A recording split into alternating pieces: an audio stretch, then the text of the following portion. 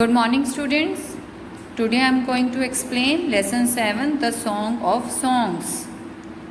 The teacher-student relationship is symbolized by respect and true devotion. जो एक गुरु और शिष्य का जो रिश्ता होता है वो रिस्पेक्ट का होता है और सच्चाई पर होता है. This is evident in the relationship of Tansen and his teacher संत हरिदास. ये एक सबूत है जो तानसेन और उसके टीचर संत हरिदास का जो रिलेशन था वो इस बात का सबूत था. Slowly, gently, the exhausted musician laid his tanpura on the carpet. धीरे धीरे जो थक गए थे म्यूजिशियंस उन्होंने अपना तानपुरा जो था वो नीचे कारपेट पे रखा. The exquisite strains of राग दरबारी still vibrated within the hall. लेकिन अभी भी जो उन तानपुरा की जो आवाज़ थी वो अभी भी जो थी दरबार में वाइब्रेट हो रही थी. Emperor Akbar looked up, his eyes lit with admiration. Wonderful, he said. तो जो अकबर थे, राजा अकबर जो थे, उन्होंने ऊपर देखा और उनकी जो आंखें थी वो एडमायर हो रही थी बहुत ज़्यादा कि वंडरफुल, बहुत अच्छे, superb, I listen to you every day but I can't seem to have enough. कि सुपर्ब भी मैं तुम्हें हर रोज़ सुनना चाहता हूँ क्योंकि तुम जैसा मैंने आज तक कोई नहीं देखा.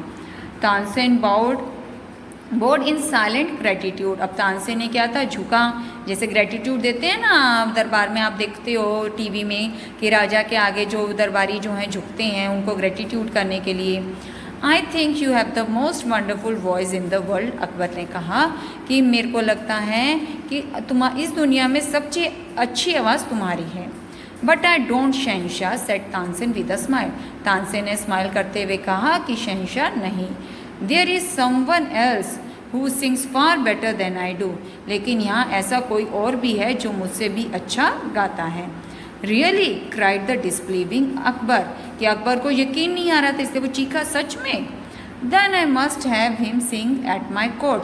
तो मैं चाहता हूँ कि वो ज़रूर मेरे महल में आके, मेरे कोर्ट में आके गाएं. Can you arrange it? Tansen shook his head.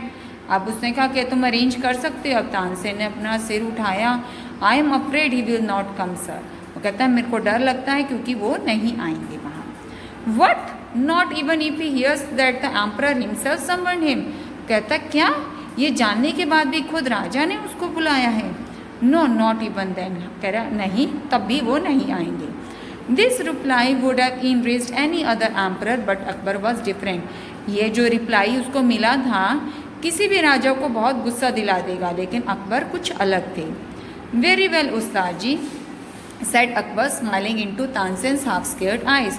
उसने कहा वेरी वेल, कोई बात नहीं, अकबर ने कहा. और तानसेन जो डरा हुआ था उसकी तरफ स्माइल करते उसने देखा.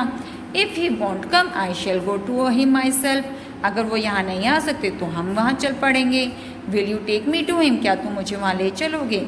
Yes sir, provided you do not come as the emperor of Hindustan. कह रहा हाँ मैं ले चलूँगा, लेकिन आपको वहाँ हिंदुस्तान का राजा बन के नहीं जा सकते.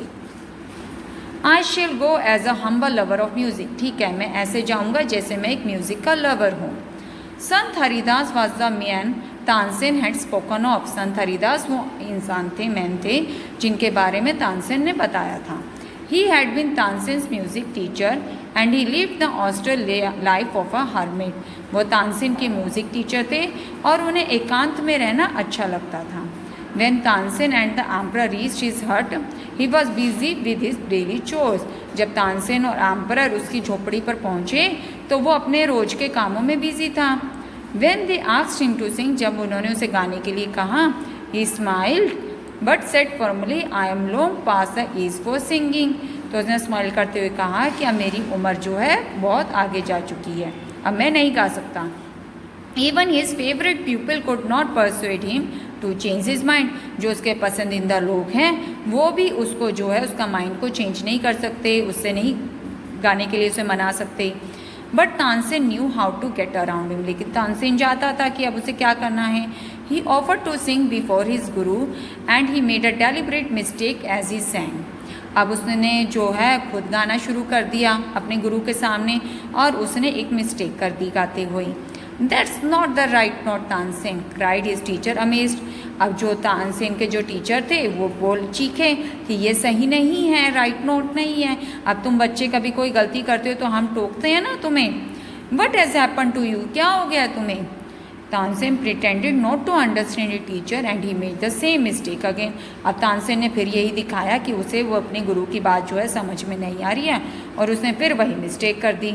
Exasperated, Santharidas took the tanpura from Tansen's hand and sang the right note। अब जो संथारीदास ने तानसेन के हाथ से गुस्से में तानपुरा ले लिया और राइट नोट को गा के दिखाया। Then he went on to the next and the next। अब जब उन्होंने एक बार गाना शुरू किया तो वो गाते चले गए क्योंकि गीत जो थे, गाना जो था, सॉन्ग जो थे, वो उनकी लाइफ थी। The melody of his voice spread across the forest like the first glimmer of dawn or the fragrance of jasmine। उसकी जो आवाज़ की जो मेलोडी थी, जो उसकी आवाज़ थी, वो पूरे जंगलों में फैल गई थी। ऐसा लग रहा था जैसे सूरज की किरणें चमक रही हों, फूलों की खुशबू हो। But Akbar and Tansen listen to him as if they were hypnotised. Akbar और तानसेन ऐसे सुन रहे थे जैसे उन्हें किसी ने हिप्नोटाइज कर दिया हो, किसी को अपने वश में कर लिया हो। And the emperor realise that Tansen had spoken the truth. और एम्परर राजा को रियलाइज़ हुआ कि तानसेन जो था वो सही कह रहा था। He had not known that music could be like this. उसने कभी भी ऐसा गाना नहीं सुना था। He had certainly never heard anything like it before. और वो कभी ऐसा उसको सुनने के लिए मिलेगा भी नहीं। As they walk back the emperor suddenly broke the silence to ask Tansen why can't you sing like him उस्ताद जी।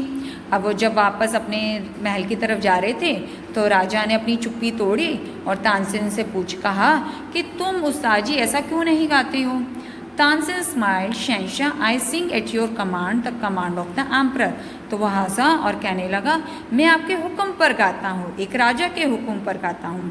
But guruji music spring from the depths of his soul free and unasked. लेकिन गुरुजी का जो म्यूजिक है वो उसकी आत्मा से निकलता है, फ्रीली है, बिना किसी के कहने पर। How can my music hope to reach those heights. मेरा म्यूजिक कैसे इतनी ऊंचाई पर पहुँच सकता है। I hope you will understand this. Thank you.